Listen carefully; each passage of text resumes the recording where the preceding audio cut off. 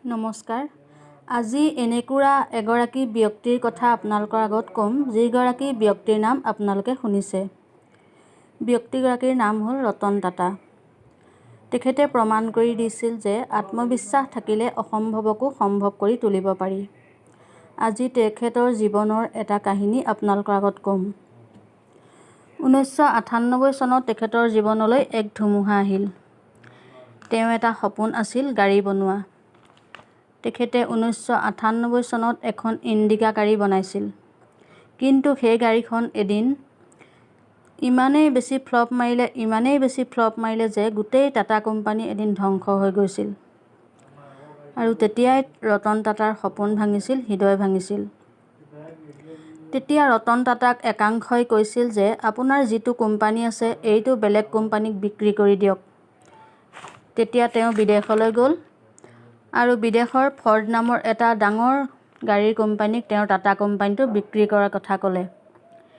সেই কোম্পানীটোৰ মালিকজনৰ নাম আছিল বিল ফৰ্ড। কিন্তু বিল ফৰ্ডে ৰতন টাটাক অপমানিত কৰিলে আৰু ক'লে, গাড়ী যদি বনাবই নাজানে তেন্তে বনাইছিল কিয়?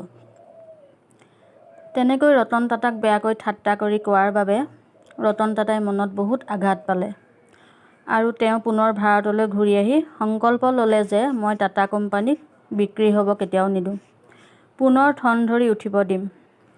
তাৰ পাছত তেওঁ পুনৰ সেই ইণ্ডিকা গাড়ীখনকে উন্নত ধৰণে চকুত লগাকৈ নিৰ্মাণ কৰিলে আৰু এইবাৰ এই ইণ্ডিকাৰ নতুন মডেলে হাজাৰ হাজাৰ বিক্ৰী হ'ব ধৰিলে আৰু লগে লগে টাটা কোম্পানী সাংঘাতিকভাৱে লাভজনক হ'ব ধৰিলে।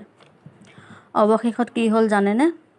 যিটো বিদেশৰ ফৰ্ড নামৰ কোম্পানীৰ মালিকে টাটাক অপমানিত কৰিছিল, সেই ফৰ্ড কোম্পানীক ৰতন টাটাই কিনি পেলালে। ইয়াৰ মূল কথাটো হ'ল দৃঢ় প্ৰতিজ্ঞা আৰু আত্মবিশ্বাস। এই কাহিনীটোৰ পৰা আমি বুজি পালোঁ যে আত্মবিশ্বাসে মানুহৰ গতিপথ সলনি কৰি দিব পাৰে। বিফলতাৰ আঁৰত সফলতা লুকাই থাকে। সেয়েহে এবাৰ বিফল হ'লে কেতিয়াও মন ভাঙি দিব নালাগে। শেহতীয়াভাৱে এই বিখ্যাত মহান ব্যক্তিজন অৰ্থাৎ ৰতন টাটাই অসমত কেঞ্চাৰ হস্পিটেলৰ বাবে যথেষ্ট টকা দান কৰিছে আৰু ভাৰতৰ বিভিন্ন অঞ্চলত বিভিন্ন জনকল্যাণমূলক কাম তেখেতে কৰিছে। সেয়েহে তেওঁ অকল উদ্যোগপতিয়ে নহয়, তেওঁ এগৰাকী সমাজসেৱক। এয়া আছিল ৰতন টাটাৰ এটি প্ৰেৰণাদায়ক কাহিনী। ধন্যবাদ।